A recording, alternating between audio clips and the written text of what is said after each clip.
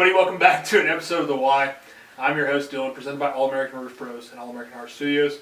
Super excited to sit down with a good friend, Mr. Noah. What's your last name again? Williams. I knew it was something with a W, but I didn't want to call you Watley, so I'm like, frick, dude. Anyways, it's been a long couple days here. So, without further ado, Williams. Noah, why don't you introduce yourself? My name is Noah, from Dayton, Ohio. I started a roofing company a couple years ago, really focusing on changing the way that roofing is done. Worked for a lot of big roofing companies, been through a lot, and young gun in the industry, so I'm still learning, and it's pretty cool. Yeah, well, I think we all have to learn every day, regardless of what we do with life, right? So have to. That's cool, man. I'm glad that you have that perspective. How old are you? 25. Yeah, I thought you were younger than me. That's super cool, man. So, what about personal life? You got a girlfriend, right? Fiance. Fiance, that's right. That's Yes. right. Congratulations, buddy. Yep. How long have you been engaged for? Been about 2 years. How long's the when's the wedding? Not planned yet. No? Not planned yet, dude. Bro, my wife was on my ass. So she planned it? She's Yeah, like, she was ready, dude. I think we had a date picked out like a week later, you know? Right. That's great, man. It works for you guys, so I'm happy for you. Oh, we'll get married in Puerto Rico, but yeah, we got to plan it out. So nice. Good deal, man. Well, good deal. I'm super excited to have you on today, and first things first, man. What made you want to be a business owner? Like, what sparked that for you? Kind of tell me that story. yeah, so I was working for a roofing company down in Cape Coral. Just knew that there was a lot of changes that could be made, a lot of things that I felt like I could do a little bit better, and I always had a drive to do something greater. Like, I didn't want to just go work a 9 to 5. I didn't just want to go, be a sales rep for a company. I realized that I had a drive and I could go make some stuff happen. So I actually moved back up to Dayton, started that company, and it's not been easy. I mean, there's, I think every day there's a voice in the back of my head that's like, man, why are you doing this? It's definitely difficult. The main reason was because I knew it was going to be a challenge. I knew that I could easily go work for somebody and I could go make $200,000-$300,000 a year selling pretty easily, but that wasn't actually going to push me. That wasn't going to help me grow. Yeah. I wasn't going to get to really have an impact on people. And that's kind of why I realized I had to go do that. No, that's good, man. So you said that little fear in the back of your head. And I know where mine comes from. I had a business fail, and I deal with that crap every day. Some people call it imposter syndrome, Right. or whatever the buzzword is for it right now. Where do you think that comes from for you? For me, I think it's like a scarcity mindset. Like, it's not wanting to lose the things that I've already built up. Like, I'm pretty young. I felt like I've done such a good job of trying to put those things into place, and it really goes back to my childhood. Like, not feeling like I got to have the things that I wanted to have.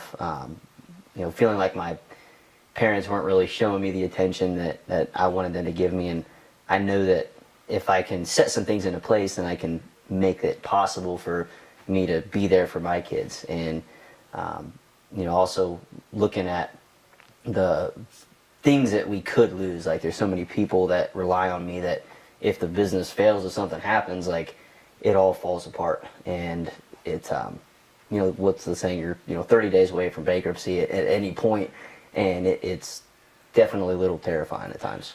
Yeah, I mean, so back to the parent piece, man. So, like, I come from my parents were divorced. They divorced when I think they separated when I was 4 and divorced officially when I was 6. Right.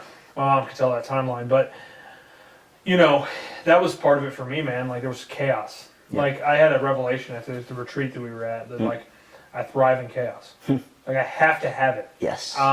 Yes. Like, is that where it comes from? Very for you? similar. Yes, yeah. Very similar. You said that, and it's like, yeah, that's it. It's finding the chaos, if everything's moving smoothly, I'm like, I gotta go figure out. I'm a disruptor, dude. Exactly. I'm gonna come in and fuck everything up, right? Like, yeah. It's like, and my team hates it because, like, they're all very organized and, like, by the book, and I'm just like, let's just change everything today. Like, right. And that might be because we're so used to having that. Yeah. Like, if we'd it's always had the chaos, exactly, it's gotten to a point where that chaos is that safe space. Like, yeah. If everything's really safe and everything's really going good, then we're like, wait a second, like, what's wrong? Something's wrong. Happening. Yeah. Like, I gotta figure out what's happening. Yeah, man. How do you feel like we overcome that?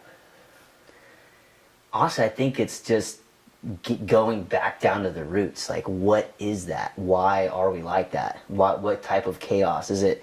Is it necessary? Is it something like, are things really not going smoothly, or are things going smoothly? Like, I think we have to dig down and figure out what that actually is.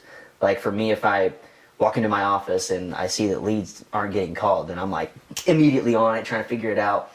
And then at the same time, I'm also like, if nothing's happening, nothing's going on, I'm like, hey, I'm gonna find something else. I'm gonna go dig into it. I'm gonna find it. Yeah. I think it all depends on everything else that's happening at that time. Yeah, and I think that it's one of those things because it's ingrained to us at a cellular level almost. We have to like learn how to manage it more than how to overcome it, right? Mm-hmm. You know. Mm-hmm. So like, if we learn how to manage it and make it function, why is there a problem? If it functions, who cares? Exactly. If it works, you just have to make sure the people around you are prepped for what's going to happen, right? You guys ready for the chaos? Yeah, man. I'm like, I don't want to be the dude that they see walk in the door and be like, mother, what's going to happen in a day? Yeah. You know? Always walking on eggshells around you. Yeah, and I've never wanted that. And I think pretty well my team is pretty open. So we've done a great job of that. But man, you got to be careful. You just do. Like, you don't want to.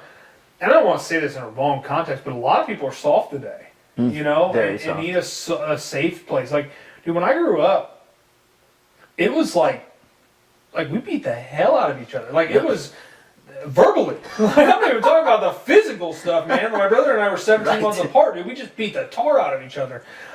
So that chaos and the working with the family business, is, you know, that's what I am here. It's tough. It's tough, man, because you don't want to mess everything up. Right. If everything's going smooth, let it. You gotta, like, it's almost a realization, like, it's okay. It's fine. It's not gonna break down. Yeah, like, it's not gonna fail again. Yep. You know, but you get into that mindset sometimes. Like, it's hard. Like, it's like a natural instinct because you were in fight or flight at one moment and you fought. You know. So let's go keep fighting. Yeah, man. Like, let's why not would stop. I mess it Why up? would I stop? Exactly. If I can control it and I can help if I can take an action to go stop something else from happening, then I'm gonna go do it. Yeah, and I think, like you said, like the missed appointments and stuff like that, or the missed calls. Like, some of that stuff, man, we just have to realize it's not within our bounds to control. You know what I mean? Like, 100%. As much as you want to try to control someone doing something, you really can't. you can't micromanage. You have to let them fail. Yep. That's the hardest lesson for me as a leader, bro. Oh, dude, it sucks. It sucks. Well, our 5th core values fail forward because of that reason. And I still don't want to let people fail. Yeah. I don't want to let them fall. You're almost like a dad, man. Like, no, don't do that. Don't walk yet. I don't want you to it. fall, man. But you have to let them take steps. Yeah. Let them take steps. Let them fall. That's good, man. So, with that, let's kind of pivot back to some of the family life stuff, man. Like, as a kid, you know, I know for me, it was a lot of, you know, what I was doing. Now I realize was to. I don't want to say it was for attention, because that wasn't it. Like, my parents were very present. Like, I can't, like, my dad never missed a ball game. My mom hardly did. Right.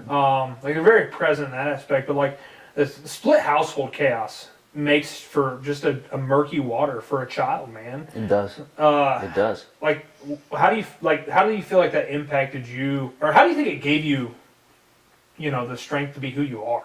'Cause at the end of the day, our tests are testimony. Like, it makes us who we are, right? So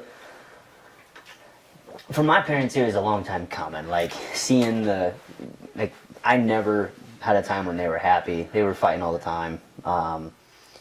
I think I really just wanted to go prove people wrong. Like, you know, my dad had went to prison. I had gotten into trouble, and I knew that I wanted to go prove to everybody that I was not going to do that and be that way. And I wanted to be a different man. I wanted to be a different person. I wanted to be someone that people looked up to, because, you know, as sad as what it is to say, there's not a lot of times that I really look up to my dad. I'm like, man, I want to be like that.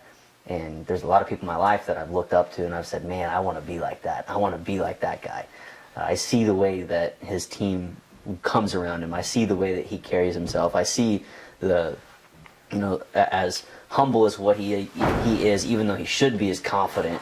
Yeah. You know, there's some people you're just like, dude, you're like the most humble, like Hunter, you know? Yeah. Like, dude, Hunter's, you look at all the things that he's doing, he's one of the most humble people in the world. You just have a conversation. But you have to have it. Like, I don't understand how guys are successful and don't have humility. I've never understood that. Do you think how do they get there, though? How do you think that people without humility are able to I think it's a little bit of that? arrogance, you know? Just or how do they get Do to you that think their point? pride just like stops them from, they just keep going and keep going. They're just so proudful and they care so much about what people think, so they just keep going. Yeah, I think it's the opposite of like. So like, I know you and I are very similar in the fact that we both like to build. Yeah. Like I want to see people be better. than Exactly. me. Like 100%. we were literally on the other side of that wall talking about finance earlier. Like, I don't give a rat's ass if everyone in this company makes more than me. Like that Exactly. doesn't hurt my feelings. Yes. It's not a.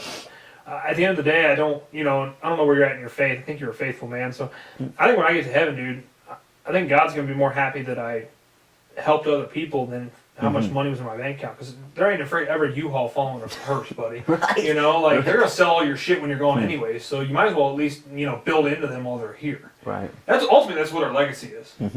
Is being able to build into people. So I think that people aren't focused on legacy and are only focused on now, the instant gratification. 100%. That's where social media comes into play. They'll let's get some likes, and all the people are checking out how many likes they have, and what's so and so posting here, what's so and so posting there, how many Instagram followers you have, how many Facebook followers you have. I mean, I talk to people all the time, and they talk about, well, I went from not having any Facebook followers to now having a bunch, and that makes me somebody. Like, that doesn't really make you somebody. No, but that conversation comes back to internal happiness. Exactly. And I think that's what that comes back to for Right. that guy, that individual that's, too proudful. And I think it's part of it too, man. So I had a friend ask me one time, he's like, do you think that everyone wants to be led? Led? Led. Yeah. Nobody wants to lead. Nobody wants to be in the front. Everybody wants to just do what everybody else says. Yeah. So they can have a fallback and say, well, that person said to do it. And they don't have to take real ownership and responsibility for the actions of their life. Yeah, and I think that he asked me that in the context of, I'm a leader of men. Like, I think we all want to be, right? And in a leadership position, alphas, type A's, whatever you want to call us. Yep. We want to be leaders of men. Yep. So when he asked me that, I think it was in the context of that, right? So then I boiled it back to, I'm like, yeah, I think everybody does, to a degree. So I think that those guys that lack that clarity and the fulfillment, of filling up other people's cups. Right. And this isn't a religious podcast, so I don't ever want to boil it back to that. Like, it's not my intention. My intention is to show you who Christ was through me. But, that being said, I think there's a lot of people that don't have a higher power, a higher believing, and thinking that something else is out there, controlling life. Because I want to be, don't get me wrong, in these walls right here that we're in today in my office, yeah, I'm the leader. Like, I'm the people that people look down to, or look upon. I'm the people that people ask for guidance on. People much older than me. But, at the end of the day, man, like, I still go to church every Sunday. I get into my Bible as much as I can. I pray constantly. I'm seeking God's guidance. So I think that's the problem is they feel like that they have to do it by themselves. Right? That's where this conversation comes back full circle. That's where I've been at for a while, honestly. Like, I've really struggled with my relationship with God because I grew up Southern Baptist. My name's Noah, the oldest of 5. It's Noah, Faith, Grace, Aiden, Hannah. My grandpa was a Southern Baptist preacher. Like, I've been running away from that for a while, and I didn't want to give God any credit for the success that I've had. Like, I did this, God. You're not going to take that away from me. I went through all the stress. I'm the one that gave up all these things to go do this. Yeah. Like, I did that. But really, God gave me the ability to do that. He gave you the opportunity. He put me through the hardships to say, no, you're strong enough to go do this, so you know what? We're going to put you through these situations. Give you that burden. I'm going to give you that burden because you're strong enough to carry it. Yeah. Go run with it. Yeah, nobody has that. I think a lot of guys that are in that situation where they almost become their own idol. Right? Like, they do. I'm definitely a part of that. Yeah, like, I'm not saying I haven't. Dude, I had 150,000 followers on TikTok. Yeah. I was not a good person by a lot of moral standards. Yeah. And, like, I had a lot of vanity. Like, a lot of my life was like, oh, how many likes did that video get? Yeah. And stuff like that. So, like, I'm not saying that I haven't walked that walk. I'm a sinner saved by grace at the end of the day, right? And we all are. And so for you to say that, God didn't help. Like, he had a hand, bro. He saw. Absolutely. But at the same time, it goes back to anything else like we were talking about with people in our organizations. We have to put them through something in order to appreciate where they are. My wife and I talk about that constantly. We came from two very not healthy for us relationships right before we got together. And had we not had those, we wouldn't appreciate each other at all. My wife's my best friend. Genuinely. She's my best friend. She's getting ready to have her little girl. By the time this podcast comes out, she'll be here. And my wife is my best friend, hands down. End of story. But I could have not, like, the version of me that was worried about those TikToks, the version of me that was doing all that crap when I was single, that guy didn't deserve her. The version of me before that crappy relationship didn't deserve her. So the same is to be said about business. All the shit that we go through that sucks is because now we can appreciate where we are. Right. You know, and at the end of the day, it's all God's anyways. Like I said, man, any U-Haul getting followed by hers. Yeah. Just not happening. Very true. Like, you can't Very take true. it with you. You know, I use the symmetry a lot, so, you know, obviously we're both in revolt. And when we go teach self-worth over net worth, I use the symmetry of my grandfather a lot. My grandfather died monetarily very broke. Like, he lived a good life. Just, I probably have made more money in my adult life than he ever did, combined, in all of his years. That being said, wealthiest man I ever met. All of his kids got up and all of his grandkids got up and spoke at his funeral. Never have anybody say anything cross about him. Had valuable relationships. Like, if I'm chasing someone, like when we talk about our heroes, that's my hero. Like, my grandfather's my hero. He would text you all the time. He was valuable intentional with his relationships. Like, he was that person. Versus some other individuals that I know that they're just worried about money. And at the end of the day, man, their kids are going to fight over who gets what. Nobody was fighting over who got that little house on 5th Avenue that so much love was made in, or 6th Avenue that so much love was made in. Nobody. We all said, man, we're good. But here's what's crazy, man. Maybe you can help me with this, man. I apologize for taking a freaking minute of your podcast, but here's what's crazy. On that side of the family, I would say that those collective cousins, I put them up against just about anybody as far as success goes. Really? Yeah, I'm pretty successful. 2 of my brothers work in the business. They're pretty successful. I got a younger brother who's going to end up he'll make more than me at some point. I don't know how he's going to do it. He's 19 years old. Or 18 years old. He ain't got nothing to figure out yet, you know? I got 2 cousins, 2 girl cousins. I'm just running through the list here. They're both very successful in what they do. One's a pharmaceutical rep. The other one's a high-level CPA. My other cousin and his sisters, they're all successful. My other cousins, they're very successful with what they're doing. So I'm trying to figure out the correlation, man. Because at the end of the day, I'm trying to, I think as business owners, we do this, right? Like, we're trying to re-engineer, Exactly. like, how the Reverse hell do I engineer it. create How those? can I do this? Yeah, because I want that for my family. But it's like, you think, like Hunter talked about, it's the pain. It's pain. Yeah. But you really want the people to go through that pain. Yeah. Can somebody else handle that much pain? Should somebody be going through that much pain? Yeah. But it all kind of like God lets us go through that. Exactly. That's what I was going to say, dude. He lets us, like, he's choosing who's capable of handling it. I know that Dylan's able to handle this. I know that Noah's able to handle this. And if he didn't do that, then we wouldn't wouldn't be doing what we're doing. We wouldn't be able to. No, man. And honestly, I'd be a bum. You know? Literally. And I'm not saying that. Hold on. Let me back that up. Because I don't want anybody listening to this that's like, I'm working a 9 to 5 and you're not a bum. Like, we need those. Like, we need everybody. I think that if you're happy and content with being a janitor, but it's if you go choose that job and you choose to be miserable. You're doing it for your heart. Yeah. Yeah. If you're miserable in it and you complain about it every day and you go home and you're complaining about why you're working and this and that, like, figure something else out. Like, those type of people need to figure something else out to do. Yeah, and you can't seek your happiness in a job. Exactly. Like, find your happiness in a real place. Right. That's the same thing with my wife and I. Like, we were not happy before we met each other. We found our happiness before we met each other, if that makes sense. Yeah. I don't go to my wife for my happiness. I don't go to God for my happiness. That was probably not the same way with your previous relationship, though. No, we were trying to seek happiness in each other. And that's why it failed. That's why it failed. Man, that was a really good topic. Holy crap. Digging into that. I want to shift the what it's about, conversation though. a little bit, though, man. I don't want everybody to just be like, man, these boys preaching. Because that's really good, man. But I think it's valuable. It is. But everybody needs to think about it if they're not exposed to it. They need to be thinking about it. Exactly. They need to be just have it there. God will work with you. He will. It will. He'll figure it out. So I want to go back to something, man. You said, I'm sure this was a very trying time for you, but I want to kind of get what your emotions were because I think you're an emotionally developed enough person. You said your dad at some point had went to prison? Yeah. Yeah, he did. I don't need any details, but like, what was that like for you? Dude, it sucked. I mean, at 13, I basically became the man of the house. Like, hey, you're gonna be the guy that takes over everything. I was the oldest of 5. Nice. I am the oldest of 5 too. So. Nice. Yeah, there you go. Lots of symmetry, bro. There we go.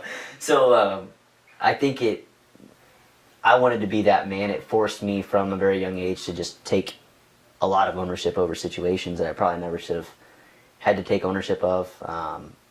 You know, it led me to make decisions and, you know, be exposed to things I should have never really been exposed to. And the hardest part was just not having my dad around. Like, yeah, you know, my dad was someone that. How long was he in for? He was in for 2 years.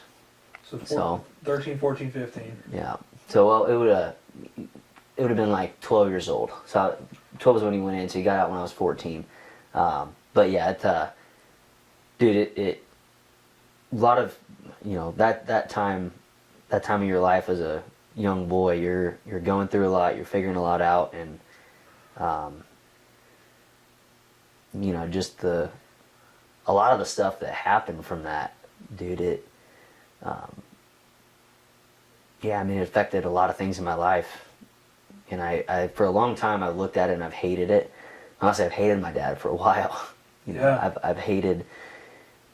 You know, I look at him like, why could you have not made better decisions to be there? Why could you have not been a man? Why could you have not, like, gone and done this? And I think that's why I'm living my life the way that I am now. Yeah, because 100%. I want to be that person. I refuse to, you know, be anything like that. I want to go run, and I want to be able to really, really have an impact and not think selfishly, not, you know, just not think selfishly, not have to make bad decisions. I think you make bad decisions, but yeah, we all make boneheaded mistakes, right? Right. Some of our, like, I think we've all, you know, and I want to help maybe to give you some, yeah, it sounds like you and your dad, have you mended your relationship with him? we've made it a little bit. We're still Working on it? working on it. Yeah. You know, I tell him about this business, and he's working for my old employer, and you know, he's their top producer, their top sales rep, and every time I try to talk to him about some of the things that I'm doing and the accomplishments, he always tries to one-up me. And, Yeah. So we're figuring it out. I just want my dad to be proud of me. You know, I want him to Yeah, you just want to hear that. be like, dude, like, I'm proud of you. Keep it up, man. Like, good shit. Yeah, man, that sucks. I mean, and two, man, like, maybe this will help to give some clarity on, and this is just me and my viewpoints. But I think we've all done something stupid at some point in our lives and didn't get caught. Right. Most of us didn't Okay. get caught. Sounds like your dad did something boneheaded and got caught. Right. You know, what stinks, and at the time, you know, you didn't know it, and he probably didn't realize it, and maybe, and hopefully someday he will. That's my prayer for you. Hopefully someday he will. But man, you were 12 years old. You're literally going through like all the big changes. Like that's when your body starts to develop as any kid, right? That's puberty's hitting. Yep. You know, you need your dad for the talks. Like you're feeling all these new hormones and like. Well, and because of that, like, you know, getting really open and vulnerable. Like, I didn't know if I was going to talk about this, but walking into that, like, you know, my mom got really sheltered after that. Like, dad's in prison, you're not going to be doing anything. You know, you're going to be locked in the house. You're not going to go out and hang out with friends. You're not going to do this. And, you know, I was trying to figure out a lot of things. Had a buddy that was talking about sex and no idea what that was. No idea what any of that was.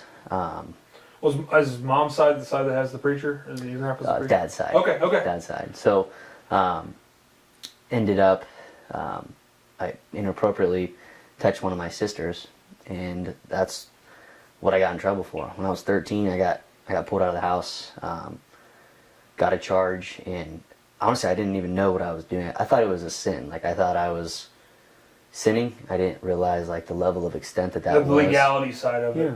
Yeah, I mean, and see, man, that's where I struggle, man, with that, some of that stuff, and I appreciate you for being vulnerable and sharing that, because like I told you before we did the pod, before we jumped on the pod, like, our test is our testimony at the end of the day, and somebody needs to hear, like, and I would say, you know, most of our audience that's going to hear it is a parent. Yeah. If they're not being present Right. at home. Big time. They need to be present. They need to be present for their kids. Like, their kids, if they don't know, they don't know. Yeah. If they're around high school, the kids nowadays, they're getting taught all this stuff. All these, dude, you can find anything out online, but if you're not actually having someone guide you, like, hey, this is the way this should be. Like, you need to look at it this way. I mean, it can mess some stuff up. I mean, that... Yeah, man. I bet that was a really dark time for you, man. Like, dude, it sucked. So you didn't know what was going on. Like when I was 13, I got pulled out of the house. I didn't talk to any of my siblings until I was 18.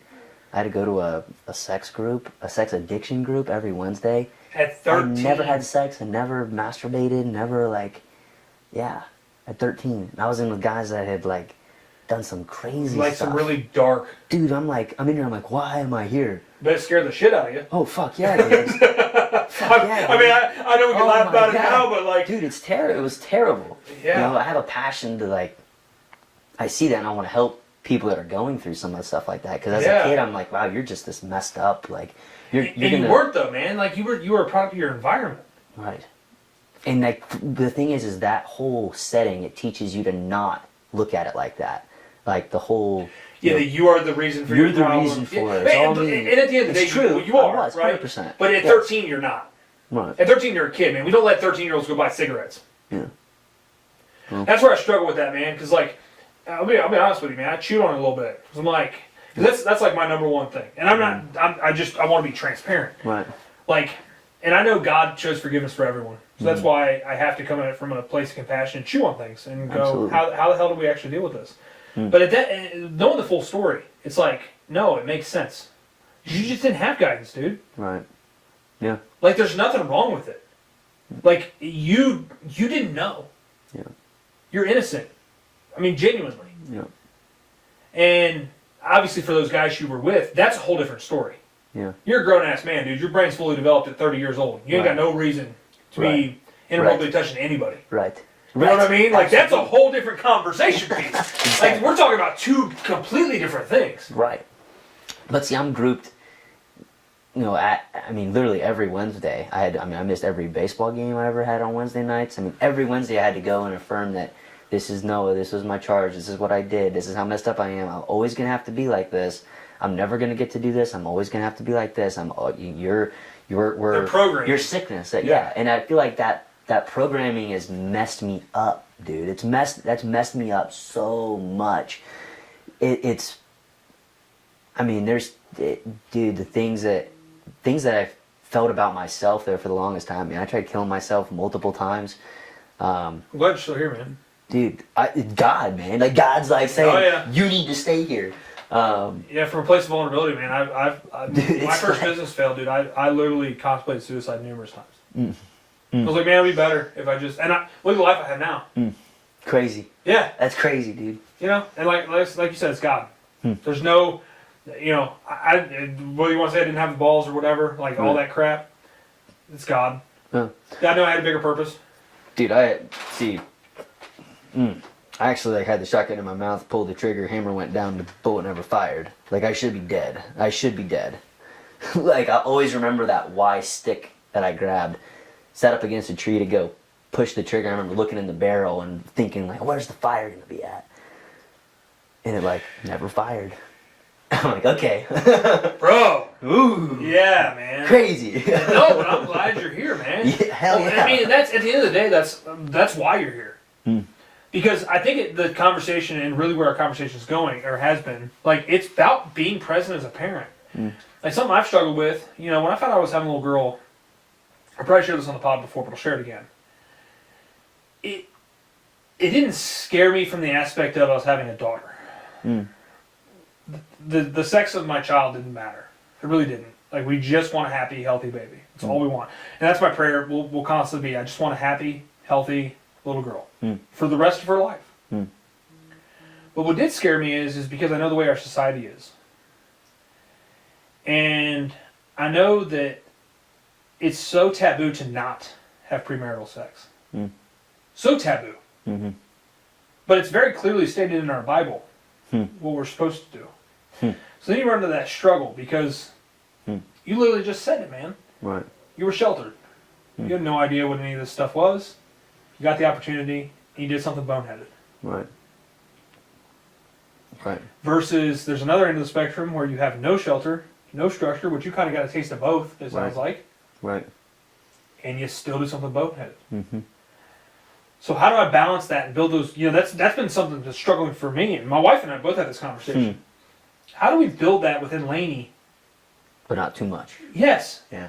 Hey, we respect God, or we love God. We Hmm. respect our bodies. We respect our Hmm. parents. Hmm. That's something special, Hmm. because it is. I mean, genuinely. Hmm. How do we form that without pushing too hard, Hmm. or not being hard enough? Hmm. You know what I mean? And that's a struggle as a parent, man. Because that's all I want. I just want my little girl, like, at some point, granted, she's not even born yet, Right. right? But at some point, my little girl's going to get married. I'm going to, God willing, walk her down the aisle. Right. And I hope that that's her one person Right. for the rest of her life. Hmm. Forever. I hope that she picks the right person. Hmm. Hmm. And I want her to respect herself enough. That's, I think, the biggest thing. It's respecting yourself. Yeah. Hmm. And I think, too, man, and once again, same piece of the conversation, it comes back to being a present as a father. Hmm. I think if you look at a lot of the girls who have made those stupid decisions, although the father may have been there, he wasn't present. He had his phone out. He was doing other things. He was focused on other things. He wasn't showing them what it's like to love their mother. Hmm. You know, I'm a big proponent, man. I think that, and I understand, like, we're both products of freaking divorce. Hmm. Sometimes the shit doesn't work. It doesn't. And that's okay. But it's also something you have to work at. But there is the other side of it, man, that we have an obligation to show them what that's like. Right. I think for me, I'm struggling. Like, how do I find what that actually is supposed to look like? As in, like love. Like, how am I supposed to really show what that looks like? yeah, man, that would be difficult. If I didn't see that, You're a good representation of it. Right. Right. And I like, in any relationship, really. Like, I've seen it in any relationship, not just with my fiance, but it's like I feel like I need that. I need that love. I need that looking for feeling. validation. I'm looking for validation, right? And that's not good. You know, that's not what people should be looking for, because they need to be validated by themselves. Yeah. And they need to know that, hey, you're good. Like, if you make mistakes, you make mistakes. Own it, move on. If you do good, you do good. Own it, move on. Like, you don't need to have anybody validate you. Well, I think that comes back to the happiness piece, man. Mm-hmm. Like, if we're not internally happy, why am I... You can't go to your significant other and say, I need happiness out of you. Yep. My happiness is not in my wife. Hmm. Hmm. Right? It's Right. not. It can't be. Right. Her happiness can't be in me. I can bring her happiness. I can. There's things that I can do that bring her joy. Right. But internally, I have to be good with myself. You both do. Yeah. Yeah, we both do. Like, Yeah, because when you don't, and like, let's say I was and she wasn't, it doesn't work. nope. It's Nope. toxic. That's where the toxicity comes Nope. from. What? So you were 5 years out of your parents' home, right? Mm-hmm. What was that like? What did you like? Were you in a group home or? Lived with my grandparents. Okay, grandparents. I was Um, kind of gonna assume. Lived with my grandparents, and then Dad got out of prison. I moved in with him, and then every weekend when my siblings would come over, I would go over to my grandparents, and it was kind of a, flop. Like, I had to make sure I was gone by the time they got there, and yeah, it kind of sucked. I told a buddy what had happened, and he ended up telling everybody that I raped my little sister. And so all high school, that's what I was known as. I was known as the kid that raped his sister, and that's not true. Because kids are cruel, man. Oh, kids, dude! I would hear so much shit all the time. I'd have parents that would, tell their kids that I couldn't come over and hang out with them, and there'd be, even like aunts that would like pull their kids away. Like my cousins, like they would like pull my cousins away from me, like, you're just this bad guy. I'm like, I have no idea, It's a 13-year-old, man. Like, and I don't know how to explain that. I don't know how to go through that, and especially as a kid, Right. you don't know any better. right.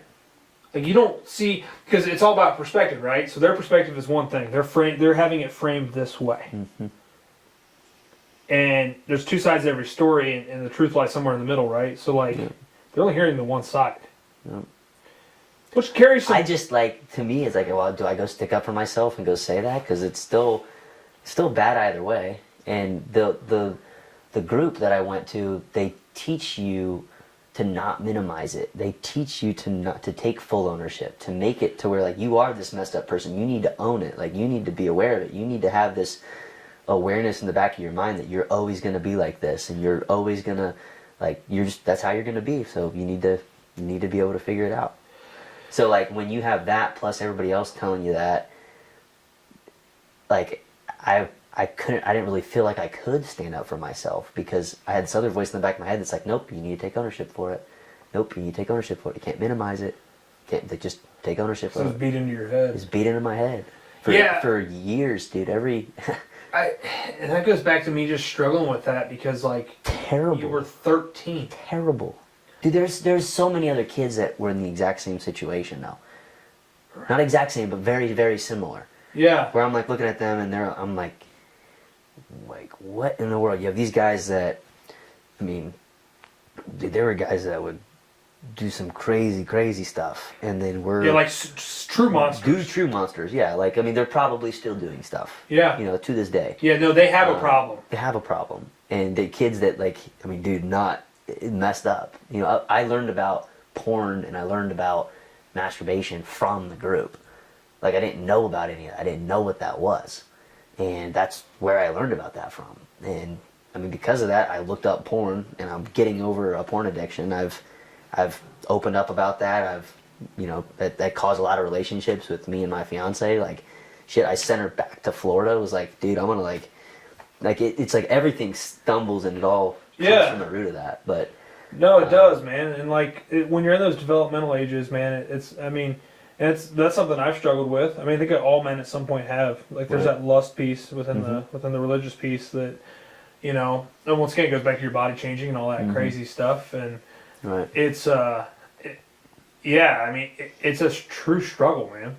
Like, it's a true addiction. Like, sex is a real addiction, just like anything else. But once again, back to our society making it taboo. It's normal. It's like normal. It's okay. No, it's normal when it's between one man, one woman who are in holy matrimony. That's when it's normal. Right. Let's get really clear on that. That's when it's normal. Yeah. Right. It's not normal when you just, you know, sleep with a different person every weekend and, you know, all this other crazy stuff that goes on in our world. I've been there. I mean, I did that. Yeah, but you're seeking that false validation. You're filling a box. Right. You're pouring into an empty bucket or a holy bucket, right? Like you're never gonna fill it up.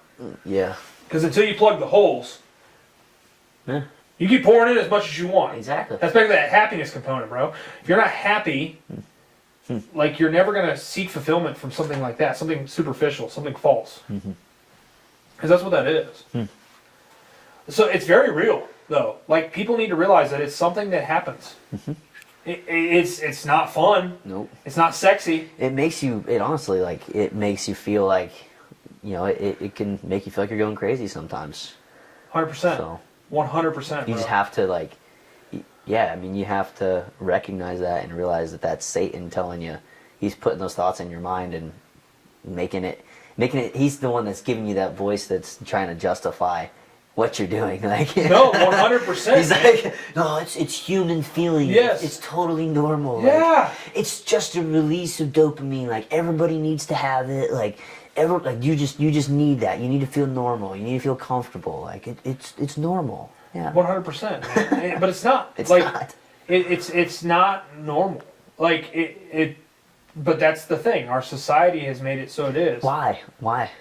Where did that start? Like, what, when you think about that, like, what really was like that breaking point where the society is like, yep, we don't really care. So, as you know, I went to Africa. Okay. And over there, we got to do some deliverances. Okay. We actually deliver people from demons. And I said this after literally the night we were there. I said, you know why this doesn't happen in America? Because we don't let it. We don't worship the way that we were supposed to. These people would worship for 7-8 hours at a time. And I'm guilty, dude. Like, I'm looking at the watch like, bro, is this dude going to wrap up? We got 5 more minutes and my hour's up. So I think that that's a morality thing, man. Like, you should be there as long as the Holy Spirit's speaking to you, type of thing. And we just continue to slowly throw morals out the window. Now, don't get me wrong. I love living in America. Like, I wouldn't live anywhere else. Couldn't find me living anywhere else. Period. End of story. I know a lot of guys have different viewpoints on that. all the political BS, like whatever. Political BS, but America's like Yeah, like it's dude, just different. yeah. Go to Africa one time and tell me that those people have better than we do. You're smoking crack. But I think that with our hard work, we let other morals to fall to the wayside. And in America, sex sells.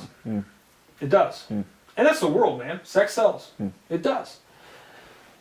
Whether it's a good sale or not, there are bad sales in roofing, you know, and it's sold long enough. And it's just become a norm. And not saying that it doesn't fit into society. I'm not saying it doesn't have a place, right? I'm not knocking anyone that decides that as their line of work. That's their decision. It's their choice. They get to do that, whatever, right? So we all have free will. Yep. That's why God gives us free will. He might put something on our heart, but he still gives us the ability to go choose what we want to do. Yeah, I mean, because at the end of the day, they get to choose whether they take the seat at the table. The door's always open, but they get to choose if they take a seat, right? Then they get to choose when they take that seat how they live within that seat, or whether they continue to sit there, right? I don't know, man. I think that it's become such a natural taboo thing to be in the anti. You know, I remember myself when I was in high school, the hyper religious kids, man, you were like, yeah, you're weird because you don't want to do this, this, and this. But now, like, I want that for my kids. I understand why those parents, you know, ingrain that into the society for their society, right? Like for their little section of the world.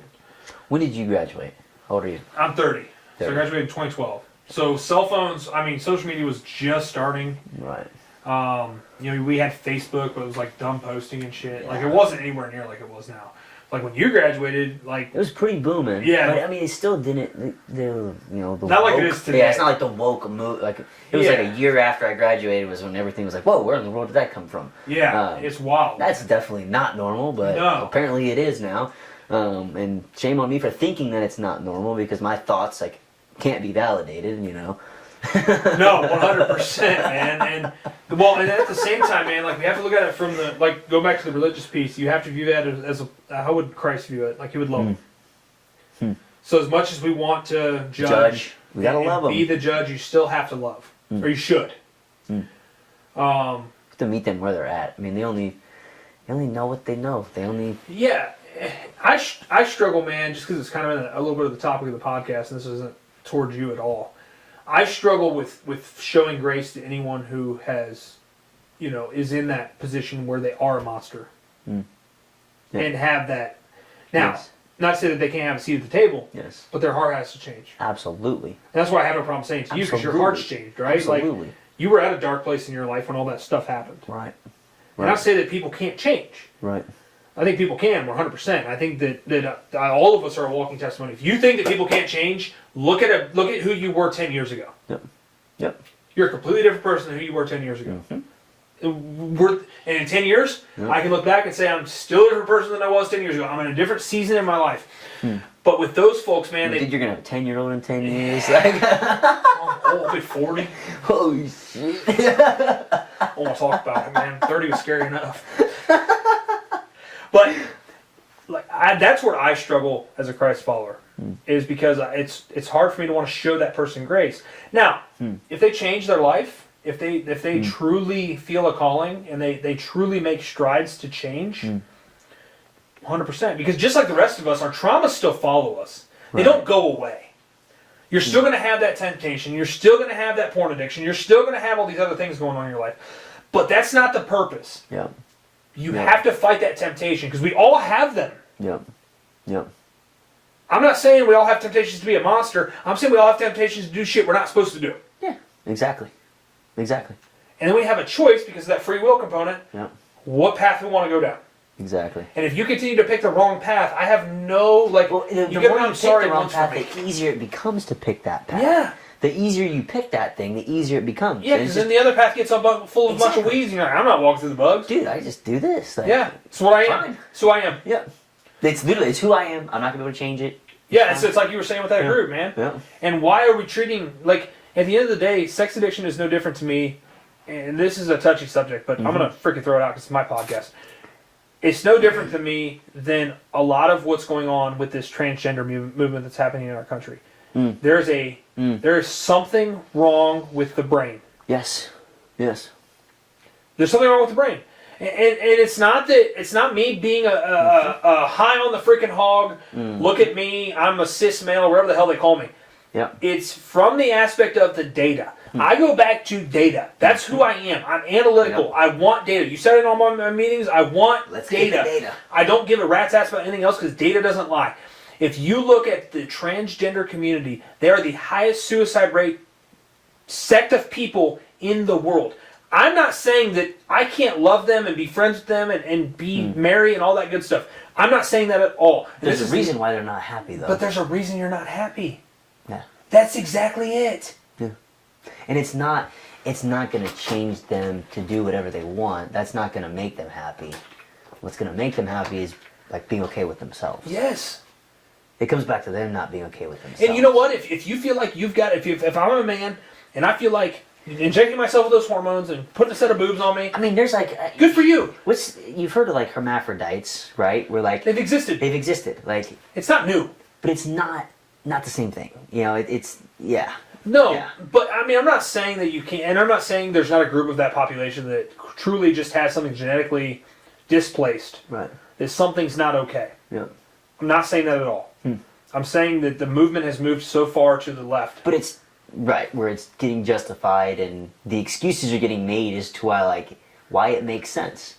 And if we don't think that it doesn't make sense, we're the bad guys for not Yes, thinking you that have it to doesn't fix make the real sense. problem. Yeah. That's why I argue with what those therapists were telling you in those groups, because if you just accept this is who I am, you're not fixing the problem. Exactly. All you're doing is slapping a Band-Aid on it and being like, I hope it doesn't bleed. Yeah. It's a gaping wound. I got a broken arm, Yeah. but we'll just get it on there. Yeah, that'll be fine. That'll be fine. It'll be good. Yeah, because it should be a medical diagnosis just like anything else. Because there's something not okay. Like if you look at the data, something is not okay. And if you even go back even further, for a lot of the people who are like habitual, like stereotypical, like pedophiles, something happened that triggered that in their past. Something happened in their formative, and a lot of them. And this goes to say with the transgender community. And like I said, if people start watching this podcast after this, whatever, kick rocks. Something happened. They were probably sexually abused at some point in their life, and that's why they're messed up. As crappy as that sounds, they're trying to mask something. Yeah, I'm just being honest. they are. But yeah, they don't. It's a lot easier for them to Just say it is who I am. Yeah. Than really dig into the reason why they want to do it. Or try to sell me on how pedophilia is a way of life or something. Like, no, bro. Yeah. Nope. I don't give a rat's ass what you say. Yep. Something's not okay. I mean, and that rounds off our conversation really well, because something we know what it is. Right. Your dad went to prison. Your mom over-sheltered you. Right. You had a dysfunctional home growing up. Like, my dad was the same. Like he went to prison because he got involved with a student. So like it was like it's something that's been in my family. Like it's generational curse. It's a generational curse that I'm like, no, not gonna happen. Now. It's done. Yes. It's done. I'm not doing that with my kids. Whatever. Yeah, It is it's not done. happening. I'm shutting it down. Yeah. But I mean, to be quite frank, man, like back that God puts us through the test at the right time. Had you have waited until you were in later life, like now? Now? Oh man. Yeah. I mean, you've been in a hell of a lot more trouble. Right. Right. Like that would be a sealed record. I'm sure that it is now. Right. You would have had a lot more to deal with. There were a lot more relationships vulnerable to being ruined. Yep. So God said, I'm going to end it with Noah, but he's got to pass my test. Exactly. And that's where our test becomes our testimony, man. Yeah. And that's what it really takes, man. Like, at the end of the day, that's what it really takes in order to change as a person. Being put through. You gotta go through hell. You gotta go through hell to figure out what heaven really feels like. Yep. Get burned. Yeah. Get burned. Yeah, man. Yeah. So it's one of those things, man, where it just, and I appreciate you genuinely for sharing this, because I'm sure somebody out there needs some new perspective on things. Yeah. Because it's too easy in our society, the way that things go in the world today, for us to look up something and be like, oh, that person's this, and label them. Yep. Right? Instead of looking at the full spectrum story. And once again, I'm not disregarding the fact that there are nasty, monstrous, disgusting people in this world. Yep. But for you, in your case, and you've already dealt with your shit, this was 13 years ago. Yep. Like, there's nothing wrong with Noah today. Yep. Noah's good. Very true. Noah's got his shit figured out. Yep. Noah's breaking Not the 100%. generation. No, we know none of us. Not do. 100%, but That's for self-awareness, man. This is trade for great. yeah. But none of us do. But at the end of the day, like, we're working to just make ourselves a little bit better, and make sure that our kids don't have to deal with the same fucking traumas that we did. Yeah, that's the hard part. Dude, that's hard. Oh, it's so That's difficult, so hard. bro. It's like I can't have my kids go through that, but I also know that that's why I'm here. That's Yeah. why I'm. But like our buddy Hunter said, man, there's ways to artificially do it, right? You can artificially do it. You can take your kids and show them what it's like for the people that we're working hard to feed, to clothe. You can give them everything that you want to give them and still give them the lessons that they need to have. Right. And plant those seeds along the way. Because I genuinely think if we plant the seeds right and we set our kids up for success correctly, Use the right fertilizer. yeah, man, there's no reason why that can't be a garden that they continue to come back to for generations. And I am the person that breaks the cycle. No matter what. No matter what. Doesn't matter what it is. If it's a paycheck to paycheck cycle, if it's, some kind of addiction that's in your family, Victim mindset. victim mindset, trauma, whatever it is, Be the one that breaks it. you can be the one. But you have to take the action to do it. It's not gonna be easy. And it's not going to be easy, man, because you're going to be reprogrammed and rewired to go back to it. Yup. It's so easy, like you said. It just that's the easy path. Yep. That's the one I'm taking. Well, no, I really appreciate our conversation, man. That hour Absolutely. flew by, bro. Thank you. And Thank you for letting me open up, be vulnerable, for sure. No, I appreciate you for being vulnerable, man. I think that it's really good. Last minute, I stole this from our buddy old Eric Oberman, but is there anything else that you want to share for the folks out there? Dude, just don't let people's pre-assumptions of you dictate where your life is going to go. I love that. Just don't. I love that. That's awesome. Don't do it. Control your own life. Control your own destiny. I love that, man. Well, super grateful to have you here today, man, and super excited to see where you go over the next year. I know you got some big lofty goals, and you're going to hit them. We'll see what You're going to happens. hit them. Keep the mindset in the right place, and God always provides, man. He gives us exactly what we need. So I want to thank everybody for tuning in. I really hope through our conversation here you guys got something out of today, and just know that through all the conversation that we had today, it comes from a place of love. It comes from a place of wanting better for people than maybe even they want for themselves. So continue to ask you to continue to listen to the podcast. Go ahead and drop us a subscribe if you've gotten this far. And as always, guys, continue to ask yourself, what's your why?